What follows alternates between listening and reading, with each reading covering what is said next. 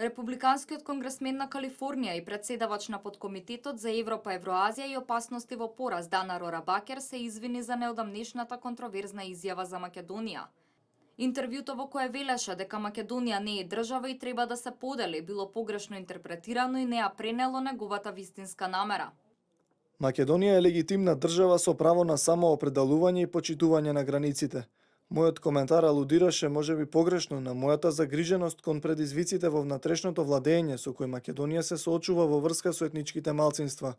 Јас во никој случај не сакав да кажам дека некој друг, освен македонците, треба да го утврди суверенитетот или границите на Македонија. Ако моите зборови беа сватени на друг начин, јас длабоко се извинувам.